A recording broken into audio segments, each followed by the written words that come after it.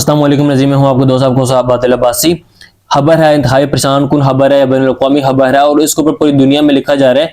अक़वामी transmission हो रही है, पूरी दुनिया परेशान है।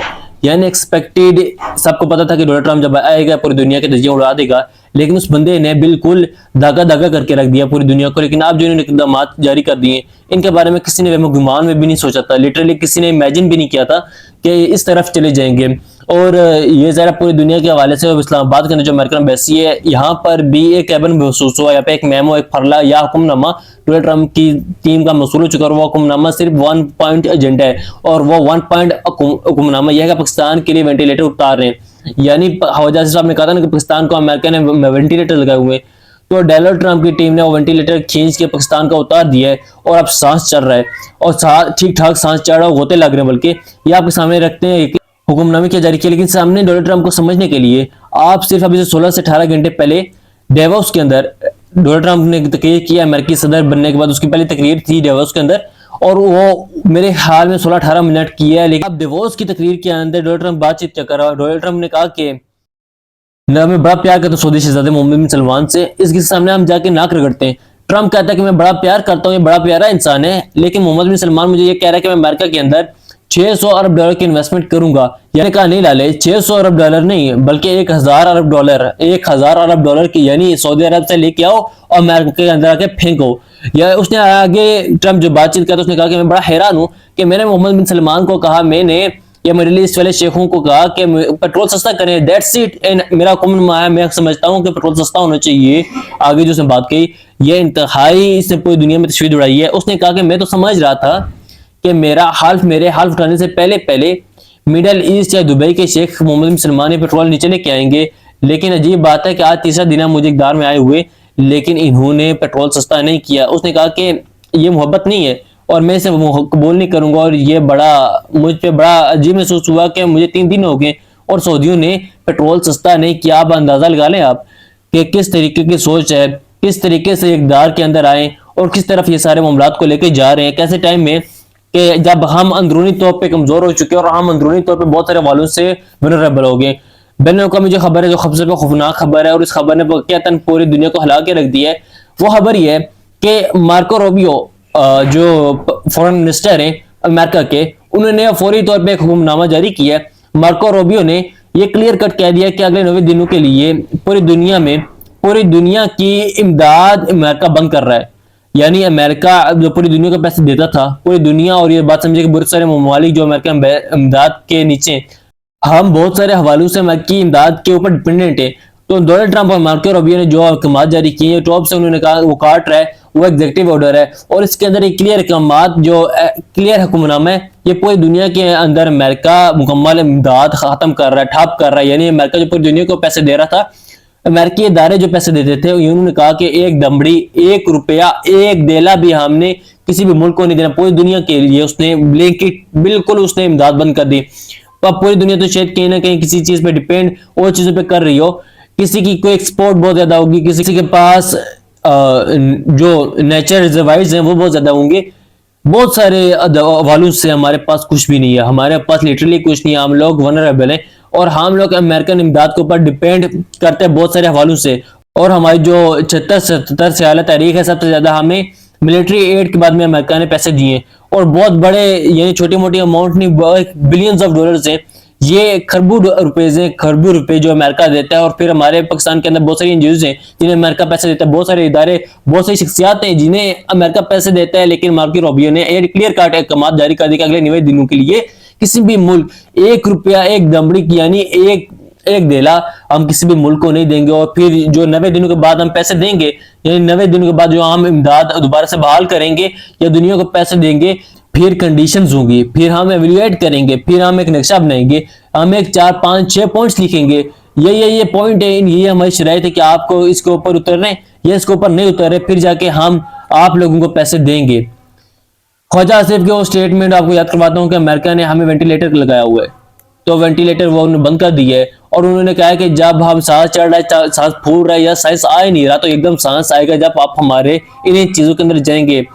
अब जो वो इन चीजों वो अमेरिका वाजे कर रहा है वो कि उसके अंदर डीप स्टेट के इन्वॉल्वमेंट वो दिखेगा, اور ڈیپ اسٹیٹ میں وہاں کی اسٹیبلشمنٹ, وہاں کے انٹیلیجنس ایجنسیز کی جو پولیٹکس کے اندر انوالومنٹ ہے, رائٹس کے اندر انوالومنٹ ہے, وہ نہیں ہونی چاہیے. یعنی ڈیپ اسٹیٹمنٹ کا کوئی انوالومنٹ کسی طریقے سے نہیں ہونی چاہیے. ڈیووس کے اندر جو ٹرمپ نے تقریر کیا وہاں پہ اس نے بڑے واضح طور پہ کہا ہے کہ پچھلے 150-200 سالوں میں امریکن اسٹیبلشمنٹ نے کسی کے خلاف اتنی کوشش نہیں کی جتنی میرے خلاف کی تھی, لیکن جناب یہ میرے خلاف کچھ بھی نہیں کر سکے. انہوں نے کہا میں طریقے میں ڈیٹ لے کے آیا ہوں اور اس کے بعد میں ٹھیک ٹھاک باتیں کہیں. میں صرف چاہ رہا ہوں کہ آپ یہ ٹوٹا سنیں کلپ کا جو بین الاقوامی میڈیا سے رپورٹ کر رہا ہے, چونکہ پوری دنیا حیران ہے.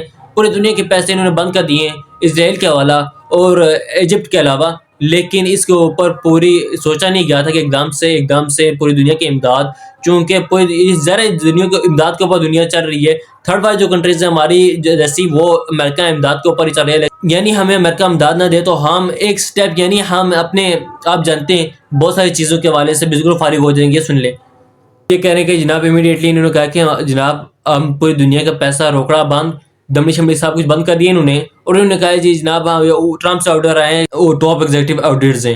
اب عیسیٰ نقوی صاحب نے بھی سے رپورٹ کیا, سب رپورٹ کر رہے ہیں, اور اسی لیے رپورٹ کر رہے ہیں کہ جو امداد ہے اگر آپ نے دوبارہ بحال کروانی ہے تو آپ کو لابنگ کی ضرورت ہے. آپ کو لابنگ وہ نہیں چاہیے جو لابنگ فارمز آپ ہائر کرتے ہیں, بلکہ آپ کو اوورسیز پاکستانیز کی ضرورت ہے. اب آپ کو اوورسیز پاکستانیز یا اوورسیز جو پاکستان کے اندر امریکہ پاکستانی کمیونٹی ہے, جو پاکستانی ڈاکٹرز ہے, پاکستانی ڈائسپورا ہے جو امریکہ کے اندر موجود ہے, وہ کل تک آپ کے خلاف کانگریس کے خلاف ظاہر ہے ہیئرنگ کرواتا رہے کہ جناب آپ یہاں پاکستان میں زیادتی کر رہے ہیں. اب حقیقتاً ہمیں اوورسیز پاکستانیز کی ضرورت ہے, اس کے بغیر یہ امداد بحال نہیں ہوگی. ہم 3 ماہ تو سوال ہی پیدا نہیں ہوتا چل سکے اس امداد کے بغیر. لو لیٹس سی, یہ معاملہ بہت خوفناک ہوتا جا رہا ہے. دوسری طرف محترم امتیاز گل صاحب نے ایک ولاگ کیا ہے, اس کے بعد انہوں نے ٹویٹ بھی کیے. اب امتیاز گل ان کا وہ 40 سالہ تجربہ ہے, یہ عام شخصیتوں میں سے نہیں ہے, یہ 40 سالوں کا ان کا تجربہ ہے. انہوں نے جو ٹویٹ کیا ہے وہ غیر معمولی ہے. امتیاز گل صاحب ٹویٹ کرتے ہیں, breaking news, Trump administration preparing sanctions of Pakistani personalities کے جو ٹرمپ نے کی جو انتظامیہ ہے انہوں نے تیاری مکمل کر رہی ہے کہ آنے والے چند دنوں میں پاکستان کی 20 بڑی شخصیات کے اوپر پابندیاں لگانے جا رہے ہیں, سینسرز لگانے جا رہے ہیں. اس کی وجہ یہ ہے کہ اوورسیز پاکستانیوں نے واشنگٹن ہو یا امریکہ ہو یا وہاں پہ رولا ڈالا ہوا ہے, وہاں پہ گھرے کوئی جاتے ہی نہیں ہے, وہاں پہ کھڑے ہیں. یہ کانگریس مین کے پاس جا رہے ہیں اور یہ جو ان کے حلقے کے جو نمائندہ ہے اس کے پاس جا رہے ہیں اور بار بار جا کے ان تصویریں دکھا رہے ہیں, یا ڈی چوک میں کیا ہوا ہے, عمران خان کے ساتھ کیا ہو رہا ہے پاکستان کے اندر, ٹیلی ویژن کے ساتھ کیا ہوا, جوڈیشری کے ساتھ کیا ہوا, پاکستانی فارن پالیسی کے ساتھ کیا ہوا. اور یہ بات یاد رکھیں کہ الیکشن کمیشن آف پاکستان بھی امریکہ سے امداد لیتا رہا ہے. شہری رحمان بھی کے بارے میں رچرڈ گرین نے کہا کہ یہ بھی ہمارے پیسے دمڑی سے پہ چلتی رہی ہیں. پاکستان کے ظاہر عام ترین اداروں کو امریکہ پیسے دیتا ہے, پاکستانی حکومت کو امریکہ پیک کرتا ہے. اگر امریکہ کا آنکھ نہ ہو تو پھر یہ جو دنیا بھر کے جو ادارے ہیں وہ بھی ہمیں پیسے, بلکہ آج کی رونق اخبار کی سٹوری ہے ورلڈ بینک میں جو کلائمیٹ چینج کے بعد میں 20 ارب ڈالر پاکستان کو دینے ہیں. انہوں نے اس چیز کو انہوں نے جوڑ دیا کہ ہاؤسنگ آرڈر کریں, ملک کے اندر گھروں کو ٹھیک کریں, ملک کے اندر ماحول کا مطلب یہ ہے کہ بھائی پولیٹیکل اسٹیبلٹی پاکستان کے اندر آپ لے کے آئیں. اور یہ امتیاز گل صاحب کہہ رہے ہیں کہ انتظار کیجیے کہ دیکھتے ہیں کہ پاکستان میں پابندی لگتی ہے کہ نہیں, لیکن میرے اطلاعات کے مطابق امریکہ کے اندر اسینشلز کی تیاری باقاعدہ سے کر لی گئی ہے. نظرین, اب دوسری طرف ایک اور خبر ہے اور یہ اس سے بھی بڑی خوفناک خبر ہے. خبر یہ ہے کہ جناب ڈونلڈ ٹرمپ بات چیت کر رہے ہیں, اور بات چیت کس کے بارے میں کر رہے ہیں, یہ رچرڈ گرنیل کے بارے میں بات چیت کر رہے ہیں. وہی رچرڈ گرنیل جس کو یہاں پہ کوئی جنرل کہنا شروع ہو گیا, کوئی جنرل گرنیٹ شروع ہو گیا, کوئی ایک دو تو یہ کہتے ہیں کہ رچرڈ گرنیل کا اکاؤنٹ ہی نہیں ہے, یہ رچرڈ گرنیل بندہ ہی جعلی ہے.